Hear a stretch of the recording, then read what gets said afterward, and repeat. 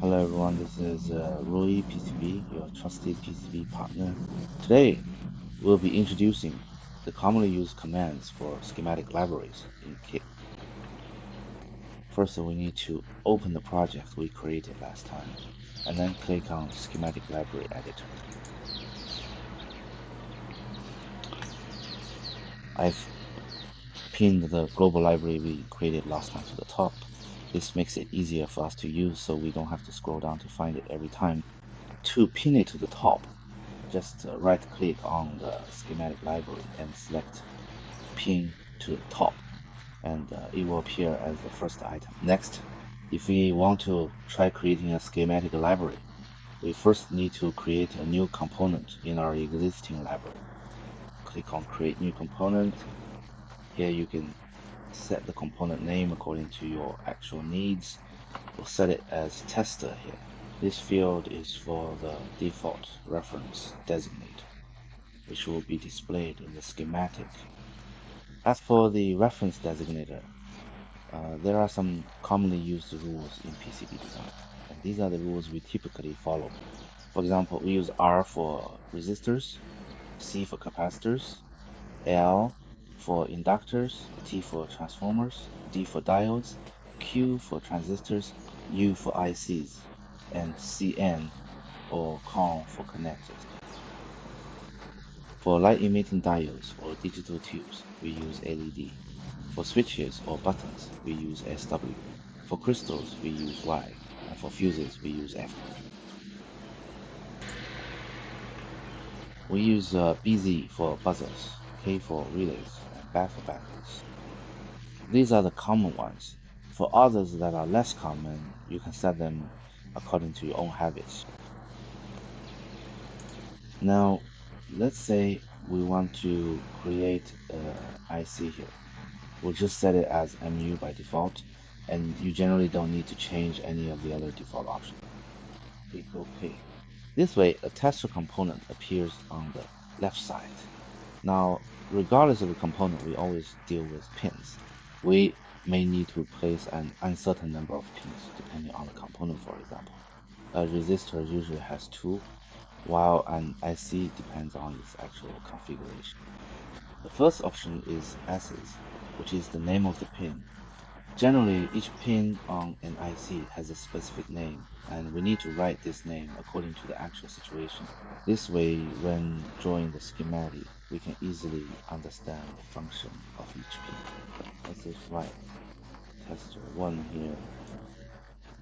Then, the pin number ICs also have sequential pin numbers.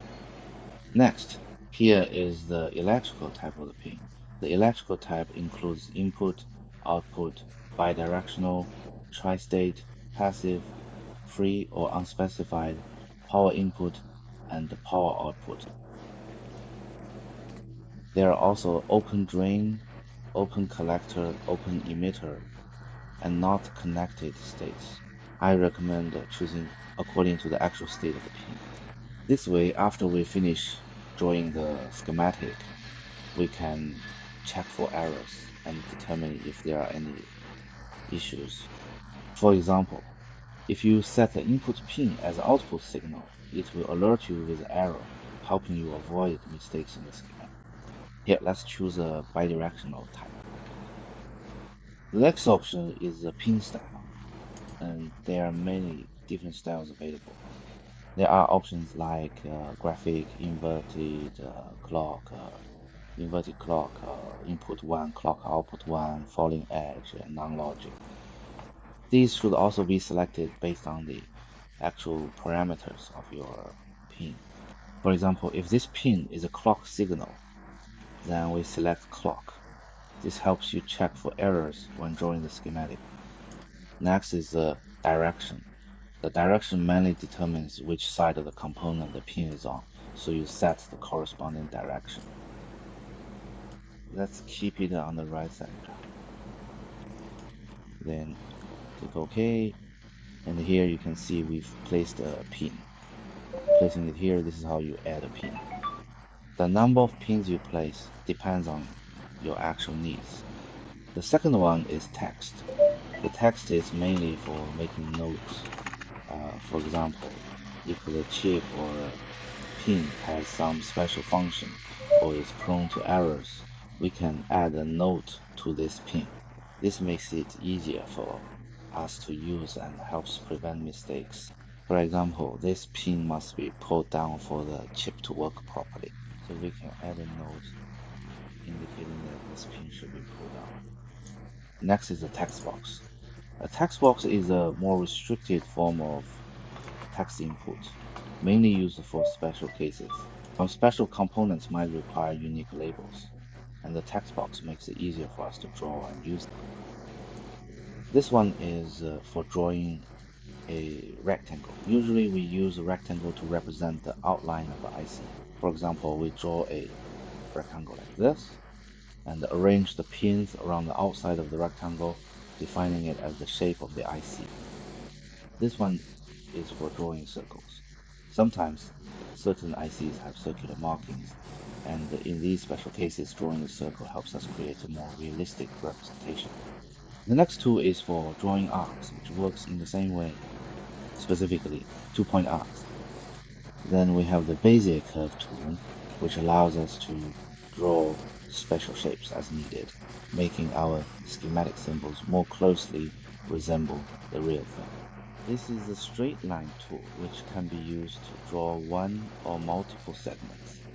After finishing, click End, and it will draw two segments. Next is the polygon tool, which also helps us more realistically recreate the schematic library of the component. This one is for setting a new anchor point, but we generally don't use it. It's better to stick with the original coordinate anchor point.